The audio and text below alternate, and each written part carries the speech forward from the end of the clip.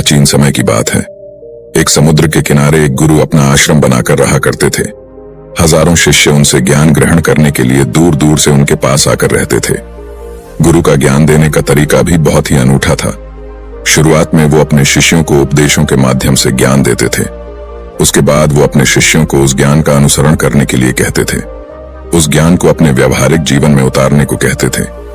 एक बार उस आश्रम में एक सम्राट अपने बेटे को लेकर पहुंचा। उस सम्राट ने उस गुरु से प्रार्थना की और कहा कि आप मेरे बेटे को अपने आश्रम में रहने दें और अपने तरीके से उसे ज्ञान दें। उसे इस आश्रम में बिल्कुल भी ऐसा नहीं लगना चाहिए कि वो किसी सम्राट का बेटा है। उसे बिल्कुल साधारण शिष्यों की तरह ही ज्ञान देने की कृपा करें।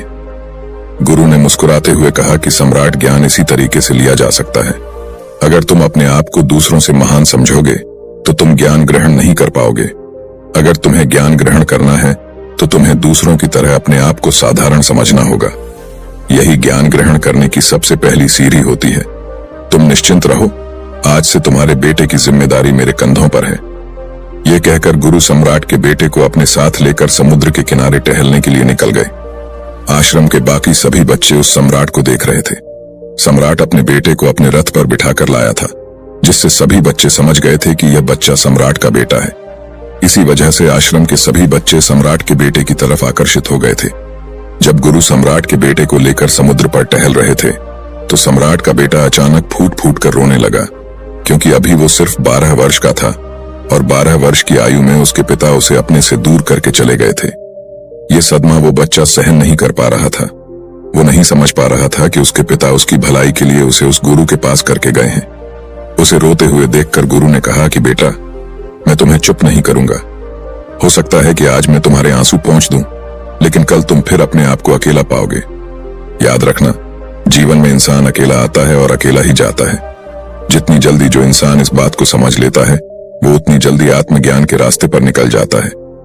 गुरु ने अपनी बात आगे बढ़ाते हुए कहा कि जो इंसान अकेला रहना सीख लेता है वही खुद से प्यार कर पाता है, और जो खुद से प्यार करना जानता है वो किसी के भी जाने का अफसोस नहीं करता, क्योंकि वो खुद से ही प्यार करता है।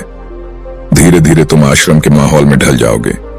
शुरुआत में तुम्हें समस्या आ सकती है, लेकिन कुछ दिनों के बाद तुम इसे आत्मसात कर लोगे। उसके बाद तुम्हें यही जगह बहुत अच्छी लगने लगेंगी। ये जगह तुम्हें अपने महल जैसी लगने लगेंगी। संध्या हो चली थी। समुद्र के दूसरे छोर पर सूरज छिपने लगा था और अपनी लालिमा पूरे आसमान में बिखेर रहा था। बहुत ही सुंदर दृश्य था और गुरु शिष्य को अपने साथ लेकर आश्रम में वापस लौट आए। उस शिष्य को भी सांत्वना मिली, क्योंकि गुरु की आंखों में एक अभूतपूर्व शांति झलक रही थी। और जब हम किसी एकांतवासी गुरु की आंखों में वो शांति देख लेते हैं तो हमारे हृदय से भी सारा भार हट जाता है। मन एकदम निर्मल हो जाता है। जब सम्राट का बेटा रात्रि का भोजन करने के लिए भोजन कक्ष में पहुंचा तो आसपास के सभी शिष्य उसके पास आने लगे। उन सभी को पता था कि यह सम्राट का बेटा है और अगर हम इससे दोस्ती कर लेते हैं तो उससे हमारा बहुत फायदा होने वाला है। यही सोचकर आश्रम के ज्यादातर शिष्यों ने उसे घेर लिया था। बस कुछ बच्चे जो अकेले रहने का महत्व समझते थे, जो दिखावे में विश्वास नहीं करते थे, वो उस सम्राट के बेटे के पास जाने की बजाय अपना पूरा ध्यान खाने पर लगा रहे थे और एकांत में बैठकर अपना भोजन कर रहे थे। कुछ दिनों के बाद सम्राट के बेटे की आश्रम के ज्यादातर बच्चों के साथ दोस्ती हो गई। अब वो आश्रम में उन बच्चों के साथ घूमता, उन्हीं के साथ अपना ज्यादातर समय बिताता। आखिरकार वह सम्राट का बेटा था, सुख सुविधाओं में पला हुआ था। आसपास बहुत से दास और दासियां होते थे। आसपास अपने मित्रों से घिरे होना, वही दिनचर्या उसने इस आश्रम में भी अपना ली थी। ऐसा नहीं था कि गुरु को यह सब पता नहीं था, पर गुरु उसे अलग तरीके से ध्यान देना चाहते थे। बच्चों को ज्ञान आप उपदेश देकर नहीं दे सकते, उन्हें साक्षात्कार कराना होता है। उसके बाद उन्हें वो बात समझ आती है जो आप समझाना चाहते हैं। गुरु को यह बात पता थी कि अगर मैं इसे बोलकर बताऊंगा तो ये कभी समझ नहीं पाएगा। मुझे ऐसे दिखाना होगा, इसे एहसास कराना होगा कि अकेले रहकर तुम अपनी शक्तियों को जान पाओगे। ये सीख देने के लिए गुरु एक दिन उस शिष्य को अपने साथ एक ऊंची चोटी पर ले गए। चोटी पर पहुंचकर गुरु ने उसे शिष्य से कहा कि अब तुम्हारा ज्ञान पूरा हो चुका है, बस एक आखिरी रात तुम्हें यहाँ पर बितानी होगी। उसके बाद अगले दिन शाम को मैं तुम्हारे राजमहल में तुमको पहुंचा दूंगा। वो बच्चा तो ये सुनकर बहुत खुश हो गया कि अब मैं वापस अपने राजमहल चला जाऊंगा। फिर से मेरे दास और दासियां, सारी भोग की वस्तु ये मेरे पास होंगी। उस शिष्य ने गुरु से पूछा कि गुरुजी, मुझे आज रात आप यहाँ चोटी पर क्यों रहने को कह रहे हैं? आखिर मुझे कौन सा आखिरी ज्ञान यहाँ से मिलेगा? गुरु ने मुस्कुराते हुए कहा कि यहाँ पर चट्टान के पीछे तुम्हें छिपकर बैठना होगा। यहाँ पर रोज रात को एक बाज आता है।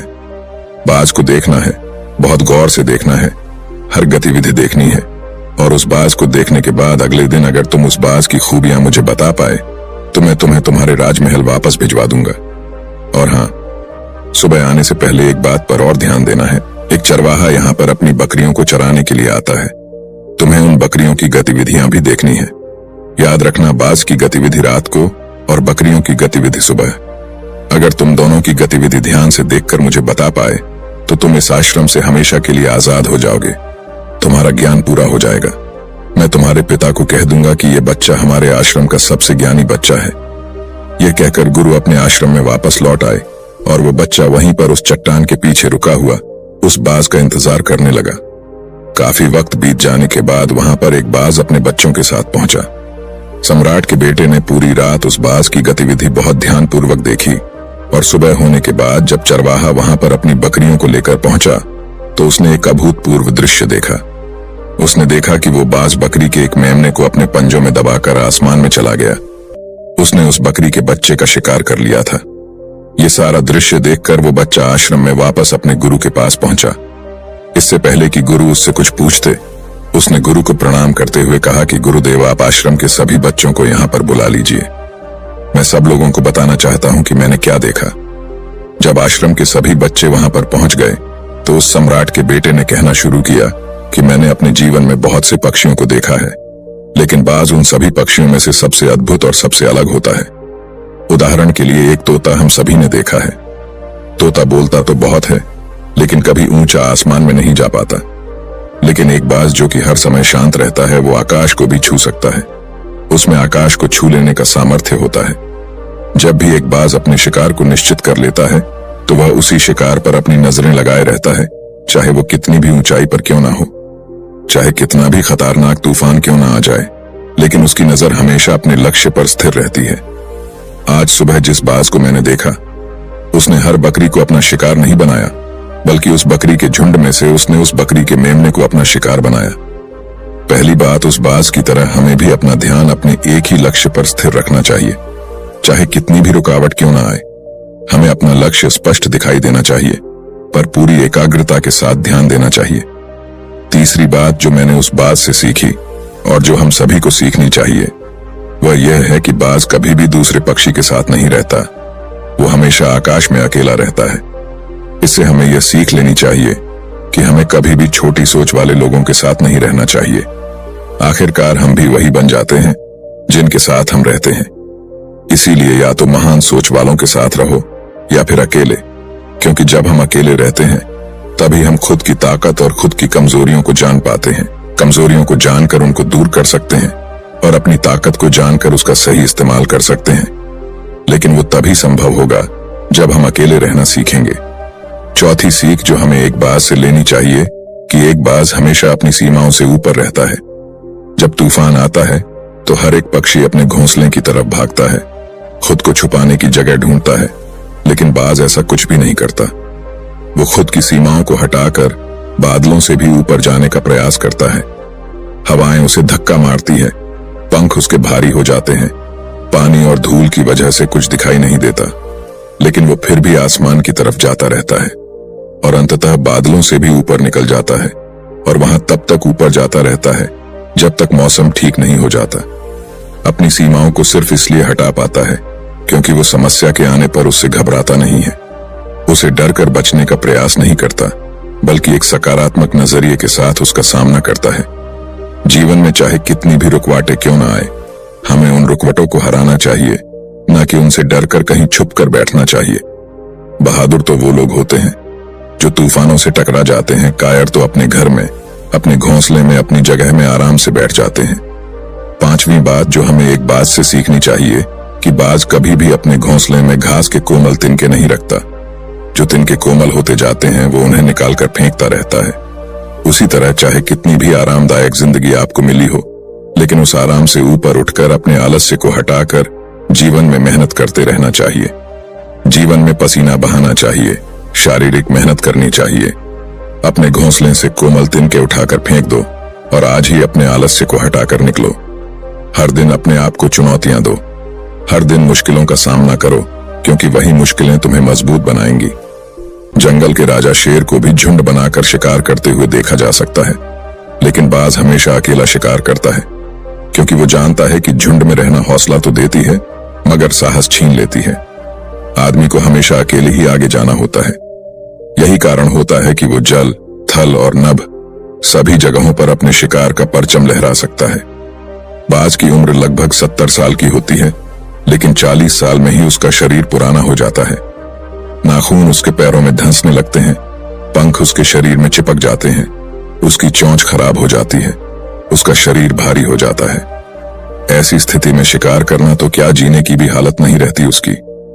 ऐसे में उसके पास सिर्फ 2 विकल्प होते हैं। पहला, या तो वह खुद की इस अवस्था को स्वीकार कर ले और भूखा प्यासा मर जाए, किसी दूसरे जानवर का शिकार बन जाए, और दूसरा विकल्प यह होता है कि वो 6 महीने एक बहुत ही दर्दनाक प्रक्रिया से गुजरे और खुद को फिर से पहले जैसा मजबूत बना ले। लेकिन बाज दूसरा विकल्प चुनता है। इसके लिए वो खुद को एक बहुत ही ऊंचे चोटी पर ले जाता है, जहां वह पहले अपने सारे पंख खींच खींच कर निकालता है और फिर चट्टान पर पैर मार मार कर अपने पंजे को उतर देता है। उसके बाद उसी चट्टान पर अपनी चोंच को पटक पटक कर पुराना हिस्सा निकाल देता है और इस लहूलुहान अवस्था में खुद को दूसरे जानवरों से छुपाता फिरता है। अगले 6 महीने तक वो इसी दर्दनाक प्रक्रिया से गुजरता है और इंतजार करता है नए चोंच, नए पंखों का। तब फिर वो अपनी नई जिंदगी शुरू करता है और निकल जाता है अपने शिकार पर और अगले 30 सालों तक फिर से राज करता है। इसीलिए समय आने पर हमें भी अपनी पुरानी आदतों को त्यागना होता है और कुछ नया सीखना होता है। समय के साथ बदलना होता है, अपने आप को तैयार करना है, वरना हमारा भी शिकार हो सकता है, हम भी पीछे रह सकते हैं। इसके बाद सम्राट के बेटे ने बकरी की विशेषता बताते हुए कहा कि बकरी हमेशा झुंड में चलती है। उन्हें झुंड में एक साथ चलने से हिम्मत मिलती है, लेकिन जैसे ही उन पर शिकार होता है वैसे ही वो बकरियां तितर बितर हो जाती। उस पूरी बकरियों में से एक भी बकरी अपने साथी की मदद करने के लिए वापस नहीं लौटती। इससे हमें यह सीख मिलती है कि हमारे साथ कितने भी लोग हो, किसी पर भी यकीन नहीं करना। यकीन करना तो खुद पर करना, क्योंकि बुरा समय आने पर वो बकरी तितर बितर हो जाएगी, आपको पता ही नहीं चल पाएगा। गुरु को प्रणाम करते हुए सम्राट के बेटे ने अपने गुरु से कहा कि गुरुदेव, अगर मुझसे कोई सीख रह गई हो तो कृपया करके आप बताने की कृपा करें। गुरु ने सभी बच्चों को संबोधित करते हुए कहा कि ये सभी बातें जो अभी इस बच्चे ने बताई हैं सब सही है, लेकिन ये सारी खूबियां आप लोगों में तभी पैदा हो पाएगी जब आप अकेले रहने का अभ्यास करेंगे। आपने देखा होगा कि बाज कभी भी किसी दूसरे पक्षी के साथ नहीं रहता, ना ही किसी के साथ अपनी दोस्ती बनाता। वो आसमान में अकेला रहता है और अकेला रहने की वजह से वो अपनी ताकत और अपनी कमजोरियों को जान पाता है। इसके बाद गुरु ने अपनी बात खत्म करते हुए कहा कि मैं आज रात इस सम्राट के बेटे को इसके राजमहल में पहुंचाने के लिए जा रहा हूं, क्योंकि इसकी सीख यहां पर पूरी हो गई है। और यह कहकर गुरु उस सम्राट के बेटे को राजमहल की तरफ ले जाते हैं। तो दोस्तों, ये थी आज की कहानी। तो वीडियो को लाइक करके अनजाना पथ चैनल को सब्सक्राइब करें और कमेंट बॉक्स में नमो बुद्धाय जरूर लिखें। और दोस्तों, आपका जो भी सवाल है वो आप इस वीडियो में पूछ सकते हैं। धन्यवाद। नमो बुद्धाय।